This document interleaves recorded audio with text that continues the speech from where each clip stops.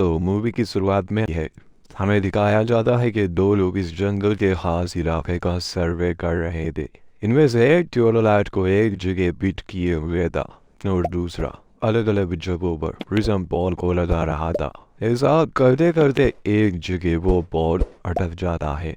Sloane नामी लड़का अपने साथी मार्क से कहता है कि मैं बॉल को नहीं निकाल पा रहा, ये अटक गया है। मार्क उसका मजाक उड़ाता है। स्लोन जब गौर से देखता है तो जहाँ पर उसने बॉल को लगाया था वहाँ खून था। ये उसे काफी अजीब लगता है। अब इससे पहले कि वो अपने साथी को ये बता पाता, उसे और हम दर्शकों को जमीन पर एक चेहरा नजर आता है जो किसी पेड़ की तरह था और फिर दो लाल आंखें। इसके बाद स्लोन की चीखें और उसे खींच लिया जाता है। उसका साथी मार्क जब ये सुनता है तो उसे आवाजें देता है, मगर वो इतना ही देख पाता है कि स्लोन को कोई चीज खींच कर ले जा रही है और इसके तुरंत बाद ही झाड़ियों से कोई चीज निकलकर मार्क की ओर बढ़ने लगी। मार्क घबरा जाता है और वहां से भागने लगा। भागते भागते वो एक पेड़ के पीछे छुप जाता है। एक लम्हे के लिए सब शांत हो गया। जो चीज उसका पीछा कर रही थी शायद अब वो चली गई, मगर मार्क जैसे ही चैन की सांस लेता है उसका ध्यान जमीन पर जाता है जहां उसे भी एक चेहरा नजर आया। वो उसे अपने हाथों से छूता है कि ये सच है या उसका वहम, मगर छूते ही जंगल में हमें बस मार्क की चीखें ही सुनाई जाती है और यहीं पर सीन काट।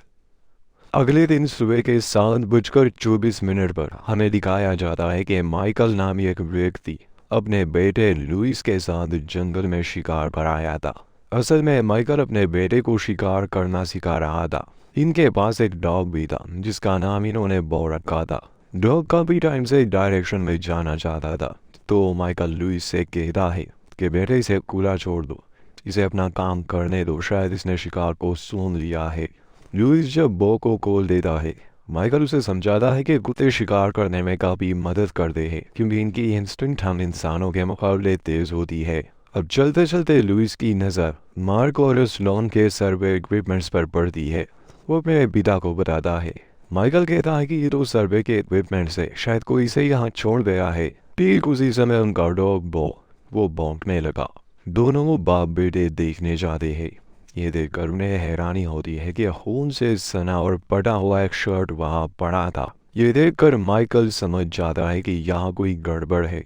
वो अपने बेटे से कहता है कि मेरी बात ध्यान से सुनो, बो को लो और यहाँ से अभी के अभी निकल जाओ, पीछे मुड़ के मत देखना, चाहे कुछ भी हो जाए। लुइस जानना चाहता था कि क्या बात है, मगर माइकल उसे कहता है कि जैसे मैं कहता हूँ वैसे ही करो। लुइस अपने पिता की बात मानकर बो को लेकर भागने लगा। माइकल ने अपनी गन लोड की। लुइस जैसे ही थोड़ा आगे जाता है उसे गोली चलने की आवाज सुनाई दी। वो पीछे मुड़ के देखता है मगर उसे कुछ दिखाई नहीं दिया। फिर अब जैसे कि माइकल ने उसे कहा था कि सीधा घर जाओ, तो वो रुकता नहीं और वहां से निकल जाता है। अब यहाँ से सीन शिफ्ट होता है 4 FBI एजेंट्स पर, जिसमें से 2 तो इस कहानी के मेन कैरेक्टर्स हैं। एक फीमेल एजेंट स्कॉली और मेल एजेंट मोल्डर। ये दोनों ही काबिल एजेंट्स हैं और आज तक इन्होंने बहुत सारे केसेस सॉल्व किए हैं। इस समय ये दोनों एक सेमिनार में जाने वाले हैं जो टीम बिल्डर के हवाले से है। कार्ला और किंसली नामी एजेंसी ने लेने गए थे। कार में कार्ला और किंसली एक तो बातें बहुत कर रहे थे और दूसरा वो इतने खास एजेंट्स थे भी नहीं। उन्होंने कभी ज्यादा केसेस पर काम किया ही नहीं था और इसके मुकाबले मोल्डर और स्कोली तो बहुत प्रोफेशनल थे। तो उन दोनों की बातें मोल्डर बर्दाश्त नहीं कर पा रहा था। अब होता कुछ यूं है कि ये लोग उसी रास्ते से गुजर रहे थे जहां कल रात वो हादसा हुआ था। जंगल में पहले 2 लोगों का गायब हो जाना और इसके बाद लुइस के पिता माइकल का। अब वो कैसे गायब हुए और उनके साथ क्या हुआ, ये राज अंत में खुलेगा। मगर रोड को कुछ समय के लिए ब्लॉक कर दिया गया था। वहां की पुलिस इन्वेस्टिगेशन करने आई थी। हालांकि FBI को इस केस के लिए नहीं बुलाया गया था, मगर फिर भी मर्डर कार से उतर जाता है और जानने की कोशिश करता है कि आखिर यहाँ हुआ क्या। ठीक उसी समय लुइस की माँ मर्डर की तरफ भागते हुए आती है और पूछती है कि सर, क्या आप सर्च एंड रेस्क्यू टीम से हैं? तो मर्डर जवाब देता है कि नहीं मैं FBI से हूँ। वो उसे पूछता है कि क्या आप मुझे बता सकती है यहाँ हुआ क्या। लुइस की माँ बताती है कि मेरे पति और बेटा जंगल शिकार पर गए थे, मगर लुइस घबराया हुआ वापस लौट आया। उसने कहा कि जंगल में कुछ था। उन्हें एक शर्ट भी मिली थी जिस पर खून था, और तब से मेरे पति माइकल का कोई अता पता नहीं है। लुइस ने कहा था कि उसने गोली चलने की आवाज़ भी सुनी है। मॉडलर लुइस की माँ को तसल्ली देता है, कहता है कि मैं देखता हूँ यहाँ का इंचार्ज कौन है। वो जंगल में जाता है जहाँ उसकी मुलाकात इस केस को हैंडल करने वाली पुलिस ऑफिसर मिशेल से होती है। मिशेल पूछती है कि क्या मैं आपकी मदद कर सकती हूँ। मॉडलर उसे अपनी आईडी दिखाता है कि मैं एफबीआई से हूँ। मिशेल हैरानी से पूछती है कि आखिर एफबीआई को किसने बुलाया, तो मॉडलर साफ साफ कह देता है कि नहीं, हमें बुलाया नहीं गया। हम इस रास्ते से गुजर रहे थे और हमने सुना यहाँ गोलियां चली है, कोई मर गया है। मिशेल उसे कहती है कि गोलियां चली जरूर है, मगर इसका कोई सबूत नहीं कि कोई मरा है। हमें बस खून से सना हुआ एक शर्ट मिला है। कल दो लोग सर्वे करने आए थे, वो गायब है। शायद वो जंगल में खो गए होंगे। ये कोई खास केस नहीं है। एक लड़का जो अपने पिता से अलग हो गया। मॉडलर पूछता है कि अलग कैसे हुआ, कोई वजह। तो मिशेल अंदाजा लगाती है कि ये किसी तरह का एनिमल अटैक हो सकता है। मॉडलर पूछता है कि आखिर ये किस तरह का जानवर हो सकता है। तो मिशेल जवाब देती है कि अभी मैं कुछ नहीं कह सकती। हमने निशानों का पीछा किया, कहीं कहीं पैरों के निशान हैं, मगर फिर वो गायब हो गए हैं। इसके अलावा भी हमें कुछ ऐसे निशान मिले हैं जिसे हम समझ नहीं पा रहे। ना तो वो किसी जानवर के लग रहे हैं, ना ही किसी इंसान के।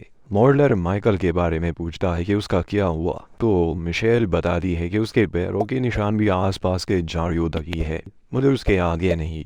मॉडलर पूछता है कि क्या इस जंगल में पैंतर होते हैं। मिशेल जवाब देती है कि हाँ, पैंतर भी है और भालू भी, मगर ये निशान उनके नहीं है। मोल्डर कहता है कि हम यहाँ किसी अच्छे मोटर में रुकने वाले हैं जब तक ये केस सॉल्व ना हो जाए। मगर मिशेल उसे कहती है कि ये हम हैंडल कर सकते हैं, आप लोगों को इसमें दखल देने की ज़रूरत नहीं। उस समय स्कूली आती है और मोल्डर से कहती है कि चलो हमें उस सेमिनार में जाना है। मगर साफ लग रहा था कि मोल्डर उस सेमिनार में बिल्कुल भी इंटरेस्टेड नहीं था। वो इस केस में हेल्प करना चाहता था। अब रात के 9:24 पर माइकल का घर दिखाया जाता है। लुइस की माँ अपने बेटे के कमरे में जाती है। लुइस अपनी माँ से पूछता है कि वो वापस नहीं आने वाले ना। उसकी माँ पूछती है कि आखिर तुम ऐसा क्यों सोच रहे हो बेटा। तो लुइस जवाब में कहता है कि मेरे पिताजी एक अच्छे शिकारी है और उनका यूं अचानक से गायब हो जाना। उसकी माँ कहती है कि बेटा तुम्हें बहादुर बनना होगा, हम दोनों को ही बहादुर बनना होगा। ऐसा बिल्कुल मत सोचो, वो लौट कर आएंगे, शायद वो खो गए हो। अपने बेटे को तसल्ली देने के बाद वो अपने कमरे में जाती है। हमें दिखाया जाता है कि उनका डॉग यानी बॉल दरवाजे पर बैठा बाहर घूर रहा था। कुछ समय के बाद वो भौंकने भी लग जाता है। लुइस की माँ उसे चुप कराने आती है, मगर वो चुप होने का नाम ही नहीं ले रहा था। वो बाहर जाना चाहता था। लुइस की माँ को लगा शायद इसने किसी को देख लिया है, इसलिए वो दरवाज़ा खोलती है और उसे जाने देती है। इन लोगों का घर भी जंगल के पास ही था, इसलिए वो झाड़ियों में चला जाता है। लुइस की माँ भी उसके पीछे जाती है। वो बार बार बो को आवाज़ें दे रही थी, मगर जब वो झाड़ियों से निकलता है तो वो अपनी ही मालिकिन को डराने लगा। ये देखकर लुइस की माँ घबरा जाती है और उससे मैं कहती है कि ठीक है, तुम यहीं पर रात बिताओ। जैसे ही वो घर के अंदर आने वाली थी, दरवाज़ा बंद कर दिया गया था। इससे वो और घबरा जाती है। वो अपने बेटे को आवाज़ें देती है। लुइस उठ चुका था, मगर इससे पहले कि वो अपनी माँ के लिए दरवाज़ा खोलता, घर में उसे कुछ नजर आता है। लुइस उससे भागने लगा। अब इससे कुछ समय पहले ही हमें मॉडल रूम में मॉडलर दिखाया जाता है, जो इसी केस पर काम कर रहा था।